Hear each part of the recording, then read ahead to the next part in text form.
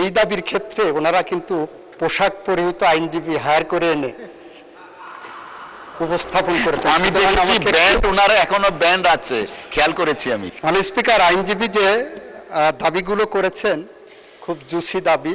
মাননীয় স্পিকার, কয়েক মাস আগে আপনি যেমন সুপ্রিম কোর্টে ছিলেন, আমরাও ছিলাম সুপ্রিম কোর্টে।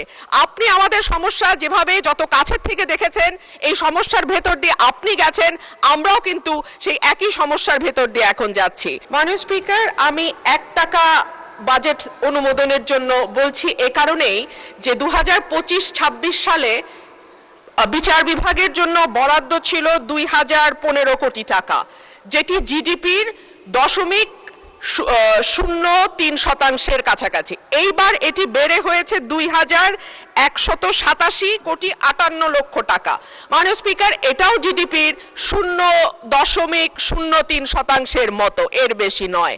অথচ আমরা যদি বিটিভির মতন একটা একেবারে মানে কি বলবো, যে খাত থেকে কোনো লাভ হয় না এরকম একটি খাতের বরাদ্দের দিকে তাকাই, সেটাও দেখবো বিচার বিভাগের বরাদ্দের চেয়ে কয়েক গুণ বেশি।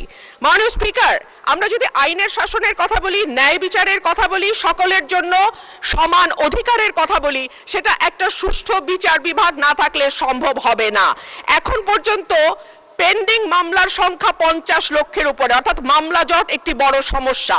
বেঞ্চ এবং বারের অধিকার যদি আমরা রক্ষা করতে না পারি, আমরা দেশে আইনের শাসন কখনোই প্রতিষ্ঠা করতে পারবো না। মাননীয় স্পিকার, কয়েক মাস আগে আপনি যেমন সুপ্রিম কোর্টে ছিলেন, আমরাও ছিলাম সুপ্রিম কোর্টে। আপনি আমাদের সমস্যা যেভাবে যত কাছের থেকে দেখেছেন, এই সমস্যার ভেতর দিয়ে আপনি গেছেন, আমরাও কিন্তু সেই একই সমস্যার ভেতর দিয়ে এখন যাচ্ছি। মাননীয় স্পিকার, আমাদের বারের যেই দাবিটা, যার পক্ষ থেকে আজকে আমি এখানে কথা বলছি মাননীয় স্পিকার, সেখানে বলা হচ্ছে যে আমাদের প্রতি বছর যেই ফিটা আমরা পরিশোধ করি, সেটা মৃত্যুর আগ পর্যন্ত লয়াররা সেই ফিটা আর তুলতে পারে না। কিন্তু দেখা যায় বহু লয়ার শেষ জীবনে অসুস্থ হয়ে গেছেন, প্র্যাকটিস করতে পারছেন না, আদালতে যেতে পারছেন না, কিন্তু তাদের মানবেতর জীবনযাপন করতে হচ্ছে। একই ধরনের কথা শিক্ষানবিশ আইনজীবীদের ক্ষেত্রেও প্রযোজ্য। মাসে 2000-5000 টাকা তাদেরকে সিনিয়ররা দেন, কখনো দেন না। তাদের সকলের জন্য মাননীয় অসংখ্য ধন্যবাদ মাননীয় সদস্য। মাননীয় আইন, বিচার ও সংসদ বিষয়ক মন্ত্রী জনাব আসাদুজ্জামান, ধন্যবাদ আপনাকে।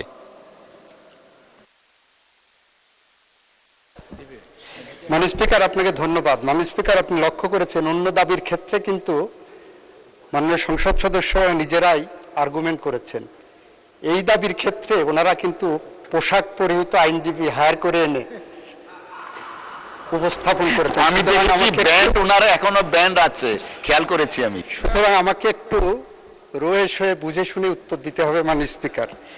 মাননীয় স্পিকার, আইনজীবী যে দাবিগুলো করেছেন খুব জুসি দাবি, খুব ভালো দাবি, খুব জনপ্রিয় দাবি, কিন্তু ছাঁটাই প্রস্তাবের রুলস অফ প্রসিডিওরের 118 অনুচ্ছেদের 118 বিধিতে যে পেরিফেরি করে দেওয়া হয়েছে, সেই আলোকে করা হয়নি বলে এটা মিসকনসেপ্ট আর্গুমেন্ট। সুতরাং এই আর্গুমেন্ট আমি গ্রহণ করতে পারছি না মাননীয় স্পিকার। মাননীয় স্পিকার, মাননীয় বিরোধী দলীয় সংসদ সদস্যদের মধ্য থেকে 2 ধরনের দাবি এসেছে। একজন সদস্য যিনি নীলফামারী থেকে নির্বাচিত, উনি বলেছেন এই বরাদ্দ অনেক বেশি হয়ে গেছে, সুতরাং সেই কারণে 1 টাকায় কমানো হোক। আর একজন সদস্য মিস্টার মুজিবুর রহমান বলেছেন এই দাবি অনেক কম হয়ে গেছে, সুতরাং 1 টাকায় কমানো হোক। আমি বাণিজ্য মন্ত্রীর সাথে কণ্ঠে কণ্ঠ মিলিয়ে বলতে পারি, একটা ফু দিয়ে দেন, তাহলে 1 টাকা দিয়ে গোটা আইন বিভাগ চলবে। অথবা বিকল্প হিসেবে বলতে পারি, 1 টাকা দিয়ে যদি আইন বিভাগ চালানোর জন্য বলা হয়, তাহলে যেভাবে চলবে, তাহলে আমার বিচার বিভাগ দরকার নাই, আইন বিভাগ দরকার নাই, এটা একটা পুলিশি রাষ্ট্র হয়ে যাক। তাহলে বিচার বিভাগের তো 1 টাকা দিয়ে চালানো সম্ভব না বর্তমান বাস্তবতায়। সেই প্রেক্ষাপটে মাননীয় স্পিকার, 118 অনুচ্ছেদের 118 বিধির 5টা ডায়াগ্রাম করলে 5টা 118 বিধির ক অনুচ্ছেদে ডায়াগ্রাম করলে 5টা ইনগ্রিডিয়েন্টস পাওয়া যায়। তার একটা হলো, আমরা যে কারণে যে নীতিতে এই প্রস্তাবনাটা করেছি, এই প্রস্তাবনাটা ওনারা মানতে চাচ্ছেন, এই নীতিটা ওনারা অনুমোদন করছেন না। দ্বিতীয়টা হলো, নোটিশ প্রদানকারীকে সুস্পষ্ট ভাষায় নীতির সকল দিক আলোচনা করতে হবে। তৃতীয়ত হলো নির্দিষ্ট বিষয়ের মধ্যে সীমাবদ্ধ থাকতে হবে। চতুর্থত, পঞ্চমত হলো বিকল্প নীতি অনুসরণের পরামর্শ দিতে পারেন ওনারা, কিন্তু ওনারা 1 টাকায় কমিয়ে 1 টাকা দিয়ে গোটা আইন বিচার বিভাগ কিভাবে চালানো সম্ভব সে ধরনের বিকল্প নীতি আমাদের সামনে উপস্থাপন করেননি মাননীয় স্পিকার। সেটা যাই হোক মাননীয় স্পিকার, এই টাকাটা আমাদের বিচার বিভাগ চালানোর জন্য অপ্রতুল হলেও এই 2030-এর জুন পর্যন্ত এই টাকার বিকল্প আমাদের সামনে কোনো উপস্থাপনা আমাদের নাই বলে এটাকে অনুমোদন করার জন্য আমি আপনার মাধ্যমে সংসদের কাছে উপস্থাপন করছি এবং ছাঁটাই প্রস্তাবটি নাকচ করার জন্য আহ্বান জানাচ্ছি মাননীয় স্পিকার। ধন্যবাদ।